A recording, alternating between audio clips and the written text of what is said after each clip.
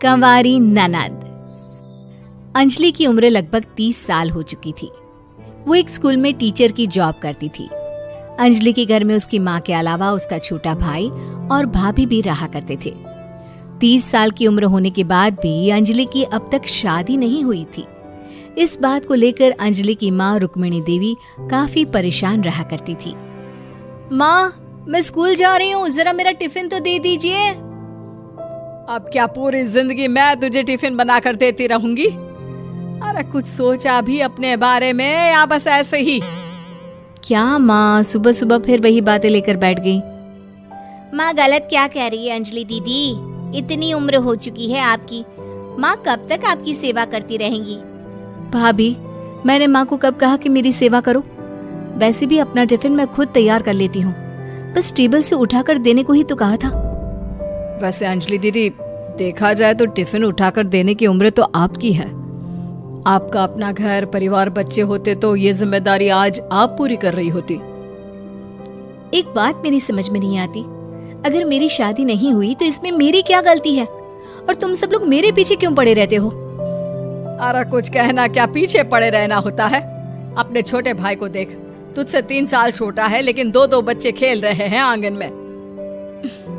मुझे आप लोगों की कोई बात नहीं सुननी, जा रही हूँ मैं। और आप में से किसी को मेरा कोई काम करने की जरूरत नहीं है, मैं खुद संभाल लूंगी। इतना कहकर अंजलि वहां से चली जाती है। शाम को जब अंजलि अपने स्कूल से लौटकर घर वापस आती है तो उसने देखा कि पड़ोस वाली निर्मला चाची वहां पर बैठी हुई थी। क्या बात है अंजलि बिटिया, नौकरी करके वापस आ गई? जी चाची जी, कैसी हैं आप? मैं तो ठीक हूँ बेटा, तुम बताओ शादी के बारे में कुछ सोचा या नहीं? अरे रहने दीजिए ना, इससे तो शादी की बात करना ही बेकार है। कुछ भी कहो तो गुस्सा करती है, बात बात पर आंखें दिखाती है। माँ, आप ऐसा क्यों कह रही हैं? मैंने कब आप पर गुस्सा किया? अरे अंजलि बेटा, तुम्हारी माँ ठीक ही तो कहती है। 30 की होने आई हो, अब तुम्हें भी शादी वादी कर लेनी चाहिए। चाची जी, आप तो ऐसे कह रही हैं जैसे शादी करने से मैंने मना किया हो। रहने दीजिए निर्मला चाची, हमारी अंजलि दीदी को अभी तक उनकी पसंद का दूल्हा नहीं मिला ना, इसीलिए वो शादी नहीं कर रही। भाभी, ऐसी कोई बात नहीं है। अरे तो फिर क्या बात है? तुम्हारी माँ ने तुम्हारे लिए इतने रिश्ते ढूंढे लेकिन तुम्हें कोई पसंद ही नहीं आता। क्या है ना चाची जी, हमारी ननद रानी नौकरी जो करती है ऐसे ही थोड़ी ना किसी को पसंद कर लेंगी। अरे भाई, नौकरी का घमंड है तो बात अलग है, कोई और बात हो तो बताओ, कोई रास्ता निकाला जाए। नहीं चाची जी, कोई बात नहीं है, बस मुझे अभी तक अपनी पसंद का कोई मिला नहीं है। सुन लिया आपने, इस लड़की के तो पर निकल आए हैं और इतनी उम्र में अपनी पसंद का कोई मिलेगा भी नहीं इसे। माँ, आप मेरी शादी को लेकर हमेशा मुझे ताने क्यों मारती रहती हैं? अपनी माँ की बातें तो ताने लगती है। ताने हैं? बताओ, मैंने कुछ गलत कहा क्या? देखो, ये सब छोड़ो, मेरी दूर की बुआ का बेटा है, उसकी अभी शादी नहीं हुई है, उम्र होगी कोई 34-35 साल। आप कहें तो बात आगे बढ़ाऊं? अरे हाँ, क्यों नहीं, ये भी कोई पूछने की बात है। अरे जल्दी से लड़के को यहाँ बुला लो। माँ, आप मुझसे पूछे बिना मेरी शादी की बात करने जा रही हैं, और मेरी उम्र 30 भी पूरी नहीं हुई है। निर्मला चाची कह रही है कि वो लड़का 35 साल का है।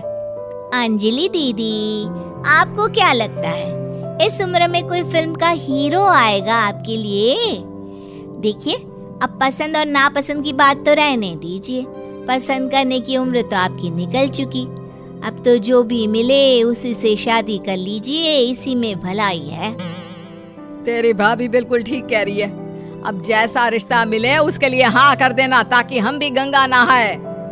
ठीक है, चलिए मैं उस लड़के को कहती हूँ, वो कल ही अंजलि को देखने आ जाएगा। अगले दिन निर्मला चाची के दूर का रिश्तेदार अंजलि को देखने उसके घर आता है। उसका नाम था अजय। अंजलि जी, तो आप नौकरी करती हैं, वो भी स्कूल में? जी हाँ, मैं स्कूल में टीचर हूँ। हमारी बेटी बहुत होशियार है। अरे पढ़ने लिखने में इतनी होशियार है, इसीलिए तो इसकी नौकरी लगी है स्कूल में। हाँ ठीक है आंटी जी, जरा मुझे भी तो बात करने दीजिए आपकी बेटी से। जी पूछिए ना, क्या पूछना चाहते हैं? अंजलि मैडम, ये तो बताइए कि आपने अभी तक शादी क्यों नहीं की? बस ऐसे ही, कहीं कोई रिश्ता पसंद नहीं आया इसलिए। लेकिन क्या मैं आपसे पूछ सकती हूँ कि आपने शादी क्यों नहीं की? अंजलि, क्या कर रही हो तुम? लड़कियों को इस तरह की बातें नहीं शोभा देती। रहने दीजिए आंटी जी, आपकी बेटी काफी पढ़ी लिखी है, मैं उनके सवाल का जवाब दे ही देता हूँ। वो क्या है ना, मुझे भी अभी तक अपनी पसंद की कोई लड़की नहीं मिली। अच्छा, कोई बात नहीं। वैसे आपकी तनख्वाह कितनी है? कितना कमा लेती है महीने का? जी यही कोई 25,000 महीने। बस 25,000? इतने से क्या होता है? इतने से तो आजकल घर भी नहीं चलता। आपके कहने का क्या मतलब है? अरे मैं तो ये सोच कर आया था कि नौकरी वाली लड़की है, आराम से 40,000 कमाती होगी। माफ कीजिएगा, आपका और मेरा रिश्ता नहीं हो सकता। जी कोई बात नहीं, मुझे भी आपके साथ शादी करने में कोई इंटरेस्ट नहीं है। अंजलि, किस तरह की बात कर रही हो? घर आए रिश्ते को ठुकरा रही हो तुम। दीदी, अब इस उम्र में आपको इतनी अकड़ नहीं दिखानी चाहिए। अच्छा खासा रिश्ता हाथ से निकल गया, कहीं ऐसा ना हो कि जिंदगी भर कुंवारी ही रह जाओ आप। कुछ दिन और ऐसे ही निकल जाते हैं और अंजलि की शादी कभी नहीं होती। अंजलि के परिवार वाले बिंदास उसे ताने मारते रहते हैं, लेकिन अंजलि एक बड़ी नौकरी की तैयारी करती है और उसमें सिलेक्ट होने के बाद अंजलि को एक बहुत बड़ी नौकरी मिल जाती है। अब तो दीदी के नखरे और भी ज्यादा बढ़ जाएंगे भाई। अब तो इतनी बड़ी नौकरी जो लगी है, अब इनकी शादी होने से रही। माँ, मुझे नौकरी के लिए दूसरे शहर जाना पड़ेगा। आप जानती हैं ये बहुत बड़ी जॉब है और इसमें पैसे भी बहुत ज्यादा मिलेंगे। अच्छा, कितने पैसे मिलेंगे बेटा? माँ, मुझे हर महीने 90,000 सैलरी मिलेगी। क्या? अरे वाह वाह, ये तो बहुत अच्छी बात है। लेकिन फायदा क्या? कितने भी पैसे मिले, शादी तो हुई नहीं ना तुम्हारी।